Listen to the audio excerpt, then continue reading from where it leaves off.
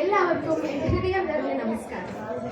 ഇന്ന് ഞാൻ സംസാരിക്കാൻ പോകുന്നത് നമ്മുടെ ഹൃദയത്തോട് ചേർന്ന ഒരു വിഷയത്തെക്കുറിച്ചാണ്. മാതൃഭാഷാ പഠനത്തിന്റെ ആവശ്യകത. മനുഷ്യന്റെ ആദ്യത്തെ അറിവ്, ആദ്യത്തെ വാക്ക്, ആദ്യത്തെ ചിന്ത ഇതെല്ലാം അമ്മയുടെ ശബ്ദത്തിലൂടെയാണ് രൂപപ്പെടുന്നത്.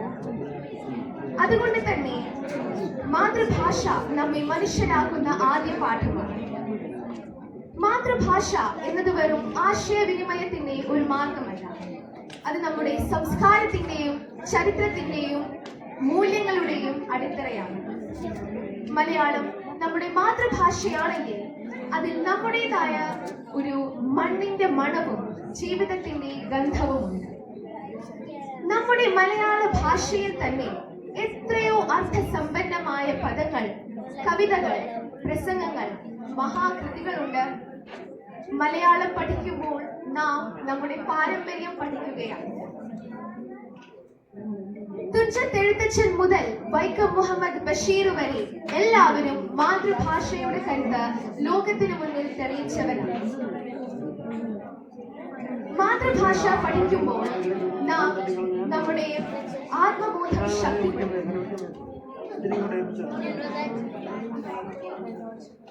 വിദ്യാഭ്യാസം ഇന്ന് ആഗോള തലത്തിലേക്ക് മാറിക്കൊണ്ടിരിക്കുകയാണ്. ഇംഗ്ലീഷ് പോലുള്ള ഭാഷകളുടെ പ്രാധാന്യം നമുക്ക് മനസ്സിലാക്കേണ്ടതുണ്ട്. പക്ഷേ അതിനായി നമ്മുടെ മാതൃഭാഷയെ അവഗണിക്കരുത്. വിദേശ ഭാഷകൾ പഠിക്കുക നല്ലതാണ്, പക്ഷേ മാതൃഭാഷയെ മറക്കാതെ അവ പഠിക്കണം. കാരണം മാതൃഭാഷയാണ് എല്ലാ അറിവിന്റെയും അടിത്തറ.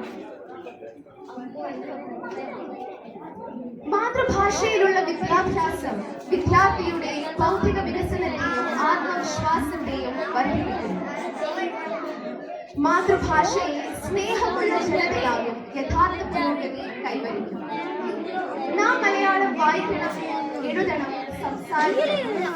അതിലൂടെ നമ്മുടെ ഭാഷയും സംസ്കാരവും തലമുറകളിലേക്ക് പകർന്നു നൽകണം.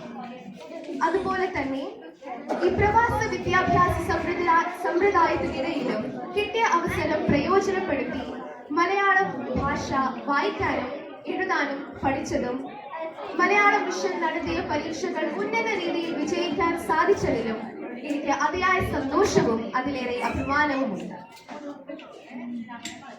മലയാള ഭാഷയുടെ നിലനിൽപ്പിനും വികസനത്തിനും നാം എല്ലാവരും ശ്രമിക്കണം. നമ്മളുടെ വീടുകളിൽ മലയാളം സംസാരിക്കുക, മലയാള പുസ്തകങ്ങൾ വായിക്കുക, മലയാള സിനിമകളും പാട്ടുകളും ആസ്വദിക്കുക. ഇതെല്ലാം നമ്മുടെ ഭാഷയോടുള്ള ആദരത്തിന്റെ തെളിവുകളാണ്.